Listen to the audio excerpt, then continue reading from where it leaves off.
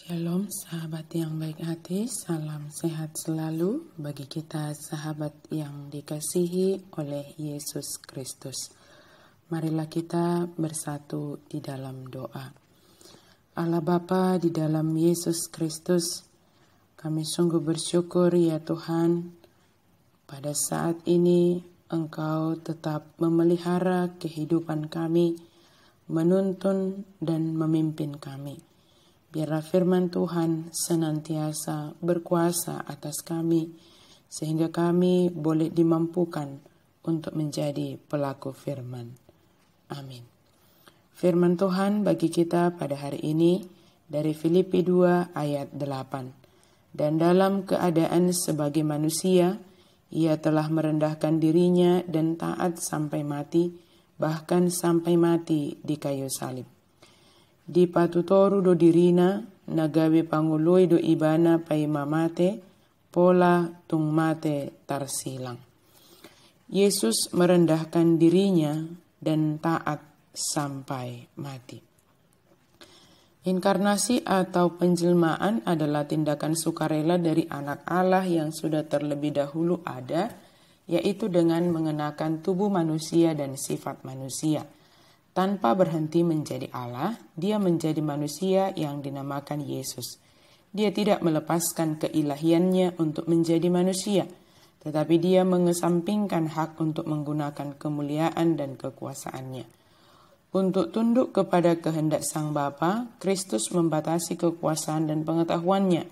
Yesus dari Nazaret dibatasi oleh tempat, waktu, dan banyak keterbatasan lain sebagai manusia.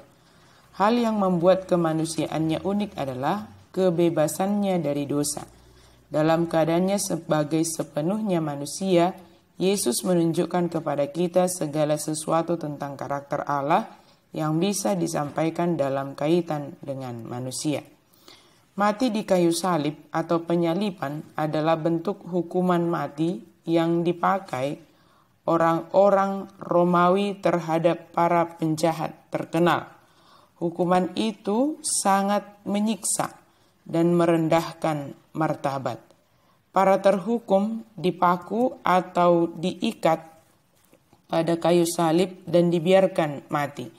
Kematian bisa saja tidak terjadi selama beberapa hari, dan biasanya kematian itu terjadi karena lemas. Ketika bobot tubuh yang semakin lemah membuat orang tersebut semakin sulit untuk bernapas. Yesus mati sebagai seorang yang dikutuk. Betapa luar biasa bahwa manusia yang sempurna itu harus mati dengan cara yang paling memalukan ini agar kita tidak usah menghadapi penghukuman kekal. Yesus merendahkan dirinya dan taat sampai mati karena dia mengasihi kita umat manusia ini. Kasih Yesus berasal dari dirinya sendiri untuk menganugerahkan keselamatan dan pendamaian antara kita dengan dirinya. Sebab hanya dengan demikianlah maka manusia dapat selamat dan menjalin hubungan yang didamaikan di dalam Yesus Kristus. Berbicara tentang hubungan sangat diperlukan di dalamnya kerendahan hati terhadap sesama dan merendahkan diri di hadapan Tuhan. Semua ini dapat terjadi dalam diri kita jika kita menyadari bahwa hidup kita yang ditebus oleh darah Kristus. Tidak ada alasan bagi kita untuk menyombongkan diri, mengandalkan diri sendiri untuk menyelamatkan dan mendamaikan hubungan kita dengan Tuhan. Semua itu dilakukan Yesus bagi kita umat yang dikasihinya. Oleh karena itu sebagai umat yang ditebus oleh darah Kristus, mari kita merendahkan diri di hadapan Yesus Kristus dan wujud nyatanya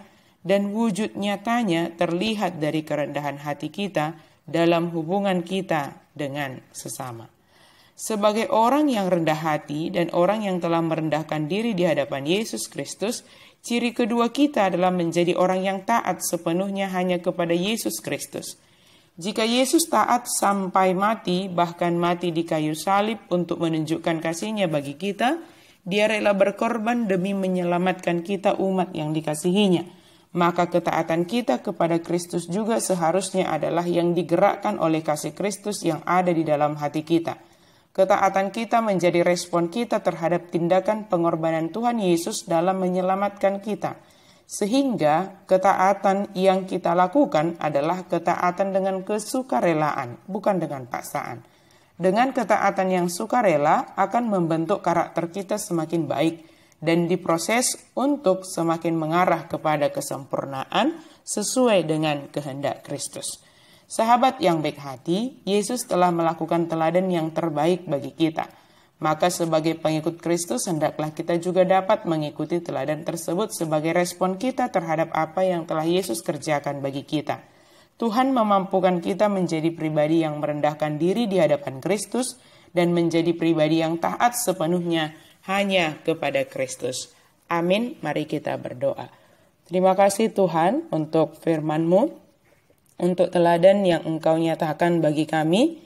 Biarlah kami boleh dan dimampukan untuk merendahkan diri di hadapan Yesus dan taat sepenuhnya dengan sukarela, dengan kesadaran, bahkan menghidupi teladan yang Yesus nyatakan bagi kami.